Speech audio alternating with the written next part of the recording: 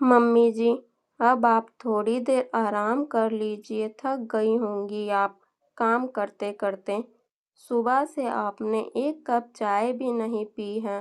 बैठ जाइए और एक कप चाय पी लीजिए। आपको अच्छा भी लगेगा और आपकी थकान भी उतर जाएगी। प्रेरणा ने जबरदस्ती अपनी सास छाया जी का हाथ पकड़कर उन्हें बिठा दिया और गर्मा-गर्म चाय का प्याला लाकर उनके हाथ में पकड़ा दिया। जरूर पिछले जन्म में कोई पुण्य कर्म किए होंगे, जो भगवान ने बिल्कुल बेटी सी ही बहू दे दी। इतना सोचते सोचते छाया जी की आंखों में आंसू झिलमिलाने लगे। अभी कल ही तो उन्होंने अपने कलेजे के टुकड़े अपनी बेटी को विदा किया था। बहुत मुश्किल होता है बेटी को विदा करना। अभी 6 महीने पहले छाया जी के दोनों बच्चे कुंवारे थे। बेटा अमन बेटी कोमल से 2 साल बड़ा था। इत्तेफाक से दोनों बच्चों की शादी एक साथ ही तय हो गई। हालांकि कोमल के ससुराल वालों ने शादी की जल्दबाजी मचाई थी, लेकिन छाया जी ने पहले अमन की ही शादी करने का सोचा कि कम से कम कोमल कुछ दिन तो अपनी भाभी के साथ मस्ती से गुजार ले, वरना शादी के बाद तो बेटी पर ससुराल वालों का हक हो जाता है। पता नहीं मायके में रहने के लिए छोड़े या ना छोड़े। अमन की शादी का मुहूर्त नवंबर में और कोमल का फरवरी में था। अब दो दो शादियां। पहले तो अमन की शादी की तैयारियां शुरू हो गईं और प्यारी सी प्रेरणा छाया जी के आंगन में बहू बनकर आ गई। नाम के अनुरूप सबके लिए प्रेरणा। स्वभाव तो इतना अच्छा कि क्या कहें। कोमल को वह बिल्कुल अपनी छोटी बहन ऐश के समान ही समझती। दोनों ननद भौजाई साथ साथ काम भी करती और दोनों के बीच चहल पहल भी चलती रहती। जाड़े के दिन तो वैसे भी बहुत छोटे होते हैं। कब नवंबर से फरवरी आ गया पता ही नहीं चला। अब तो छाया जी का शादी की तैयारियों में हाथ बटाने के लिए प्रेरणा भी वहां मौजूद थी। इसीलिए प्रेरणा अपने मायके पग फेरे के समय सिर्फ 15 दिनों के लिए ही गई थी। उसके बाद एक दो बार उसके मम्मी पापा ने उसे बुलाना चाहा, लेकिन प्रेरणा ने समझदारी का परिचय देते हुए खुद ही मना कर दिया। छाया जी अपनी बहू की समझदारी की दिल खोलकर प्रशंसा करती। हालांकि वह मन ही मन मायके की छटपटाहट को समझती थी, क्योंकि बेटियों के लिए मायका तो सबसे ज्यादा मायने रखता है, खासकर नई नवेली बहू के लिए। लेकिन मजबूरीवश प्रेरणा को मायके भेजने के लिए चुप हो जाती, क्योंकि अब अकेले इतना काम उनसे होता नहीं था।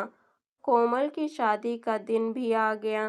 पूरे घर में अमन की शादी की तरह मेहमानों की गमागमी छाई हुई थी। हलवाई, बिजली और टेंट इत्यादि। ये सब काम छाया जी के पति उमेश जी और बेटा अमन देख रहे थे, और प्रेरणा तो छाया जी का जैसे बिल्कुल दाहिना हाथ बनी हुई थी। अगर प्रेरणा इतना सहयोग ना देती तो मेरे लिए बहुत मुश्किल हो जाता, क्योंकि बेटी की शादी में तो तमाम काम होते हैं। प्रेरणा के मम्मी पापा भी आए हुए थे और ज़रूरत के हिसाब से अपना सहयोग भी दे रहे थे। और कोमल छाया जी का आंगन छोड़कर अपने पिया का आंगन गुलजार करने के लिए चल दी। सारे मेहमान विदा हो गए थे। बस अमन की बुआ और प्रेरणा के मम्मी पापा ही रुके हुए थे। छाया जी सुबह से ही उमेश जी के साथ मिलकर समेटा समेटी में लगी थीं और प्रेरणा रसोई का काम संभाल रही थी। तभी प्रेरणा जबरदस्ती छाया जी को आकर बिठा गई। समधन जी, अब हम इजाज़त चाहेंगे। थोड़ी देर बाद प्रेरणा के मम्मी पापा छाया जी से आकर बोले, अरे इतनी जल्दी क्या है, शाम तक चले जाइएगा, 2 घंटों में घर पहुंच जाएंगे। और हाँ, आप प्रेरणा को भी कुछ दिन के लिए साथ ले जाइए। 2 महीने से वह अपने मायके की देहरी देखने के लिए तरस गई होगी। छाया जी ने बड़ी शालीनता से कहा, जी चाहते तो हम भी यही थे, लेकिन संकोचवश कह नहीं पाए। ये क्या कह रही हो छाया? अभी घर में कितना काम बिखरा पड़ा है, तुम अकेले कैसे संभालोगी सब कुछ? छाया जी की ननद साधना जी उनके पास आती हुई बोली, जी, अब तो सारा का सारा काम प्रेरणा ने निपटा ही दिया है, और फिर मैं अकेली कहाँ हूँ? उमेश जी और अमन है ना मेरी सहायता के लिए। जो कुछ रह गया है वो हम लोग मिलजुल कर समेट लेंगे। पग फेरे के बाद से प्रेरणा मायके नहीं जा पाई है। उसका कितना मन कर रहा होगा मायके जाने का, लेकिन वह सिर्फ मेरी वजह से मायके नहीं गई कि उसकी सासू माँ यानी कि मुझे तकलीफ ना हो। लेकिन कोमल भी तो पग फेरे के लिए आएगी। साधना जी फिर बोली, अभी तो ससुराल गई है कोमल, फिर घूमने फिरने चली जाएगी, और जब तक कोमल आएगी तब तक प्रेरणा मम्मी पापा और छोटी बहन के साथ रह लेगी। अरे मैं तो सिर्फ इतना ही कह रही थी कि इस समय मिल तो ली बहू अपने मम्मी पापा से थोड़े दिनों के बाद चली जाती। जी, ये भी कोई मिलना है। सारा समय तो वो मेरे साथ ही काम में लगी रही। शायद ही सुकून से 2 घड़ी समधन जी के पास बैठ पाई होगी। मायके जाएगी तो माँ के आंचल से लिपटकर 4 अपने दिल की कहेगी और 4 अपनी माँ के दिल की सुनेगी।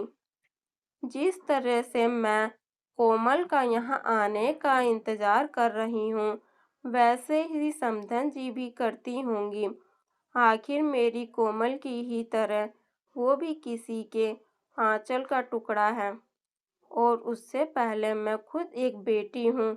छाया जी की इतनी प्यारी बातें सुनकर प्रेरणा की तो आंखों से आंसू बहने लगे, और छाया जी के समधी समधन भी अभिभूत हो गए।